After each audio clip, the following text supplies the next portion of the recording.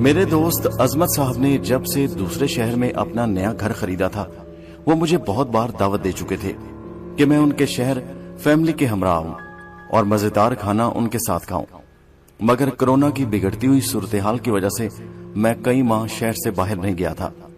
ایک دن میرا موڈ بن گیا کہ میں اکیلا بائک پر جاؤں اور عظمت صاحب کا گھر دیکھ کر چائے پی کر لوٹاؤں، اپنے گھر والوں کو بھی پھر کسی دن لے جاؤں گا۔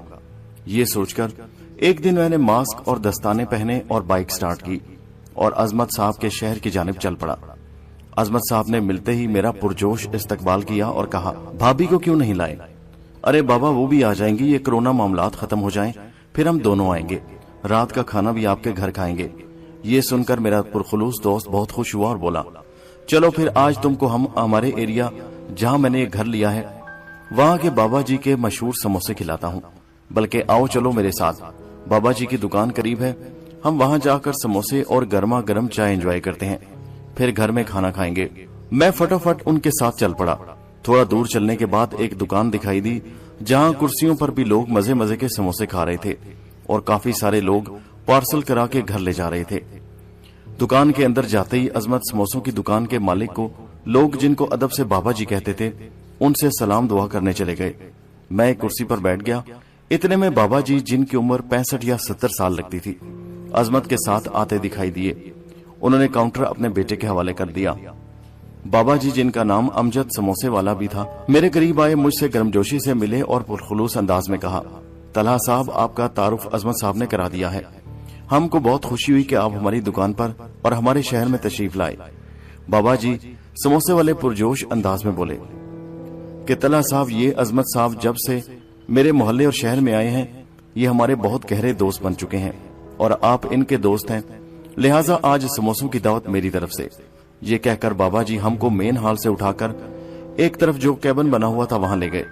اس وقت میں نے دیکھا کہ بابا جی صاحب کے دونوں ہاتھ بازوؤں تک سیاہ کالے ہوئے تھے جبکہ ان کے چہرے اور گردن کی رنگت صاف دکھائی دی۔ مجھے یہ دیکھ کر بڑا عجیب محسوس ہوا۔ اپنے ہاتھوں کی جانب مجھے غور سے دیکھتے ہوئے دیکھ کر بابا جی مسکرائے اور بولے، طلحہ صاحب غالباً آپ یہ جائزہ لے رہے ہیں کہ بابا امجد کے جسم اور ہاتھوں میں یہ اتنا فرق کیوں ہے؟ جی بابا جی، میں بوکھلا کر بولا، بتاتا ہوں بیٹا بتاتا ہوں۔ اتنے میں سموسے اور چائے آ گئی۔ بابا جی کے نوکروں نے نفاست سے سموسے پلیٹ میں ڈال کر ان کے آگے رکھنا شروع کر دیے۔ بابا جی نے سموسوں کا اشارہ کرتے ہوئے نوکروں کو جانے کا کہا۔ بیٹا میرے ہاتھوں اور جسم میں اتنا فرق کیوں ہے یہ بتانے کے لیے مجھے اپنی داستان سنانی پڑے گی۔ یہ بالکل سچی اور میری اپنی آپ بیتی ہے اور آج اس شہر میں میری عزت اور مقام ہے یہ بھی اسی داستان کا حصہ ہے۔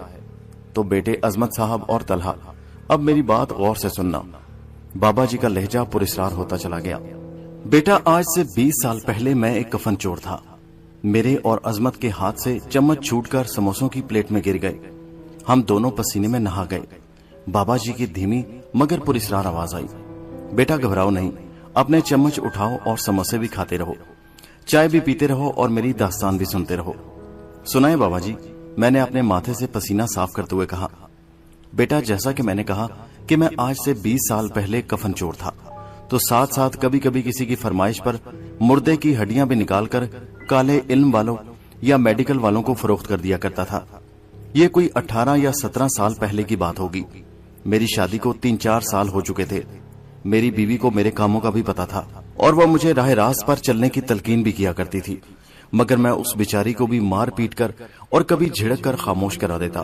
ایک بار مجھے 2 ہفتے کوئی نیا کفن نہ مل سکا اور نہ ہی کسی کالے علم والے نے کسی مردے کی کوئی ہڈی مجھ سے خریدی۔ یاد رہے کہ بیٹا یہ کام میں یہاں سے 40 کلومیٹر دور ایک اور شہر میں کیا کرتا تھا اور قریبی ایک غریبانہ سی رہائش کرائے پر لے رکھی تھی۔ اس زمانے میں نہ ٹچ موبائل ہوتے تھے، نہ 3G اور نہ 4G، سادہ موبائل بھی کسی کسی کے پاس تھا، تو میں اطمینان سے واردات کر لیتا تھا۔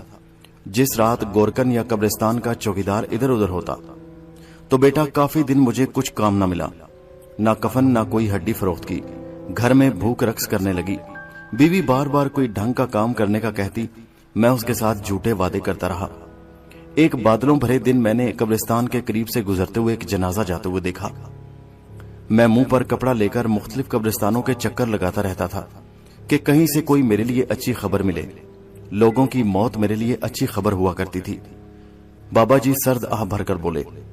कब्रिस्तान के करीब जाता हुआ जनाजा देखकर मैंने फैसला किया कि आज रात ही जब अभी कब्र की मिट्टी नरम होगी मैंने अपना काम करना है। ये किसी अच्छी माली हालत वाले साहब का जनाजा था। पक्की बात है कफन भी अच्छी क्वालिटी का होगा। तो बच्चों, मैंने घर आकर सारा दिन आराम किया। जब शाम हो गई तो हल्की हल्की आंधी मजीद काले काले बादल अपने साथ ले आई और इशा की बाद बिजली चमकने लगी। रात के 11 बजे मैं छोटी सी मगर एक पावरफुल टॉर्च, कुदाल और लोहे का एक और आला जिससे कब्र बहुत जल्दी खोद ली जाती थी अपने साथ ली। जब बाहर निकलने लगा तो बीवी ने हाथ जोड़ लिए, ये हराम काम मत करो, मगर मैंने झिड़क कर उसको एक तरफ कर दिया। मैं घर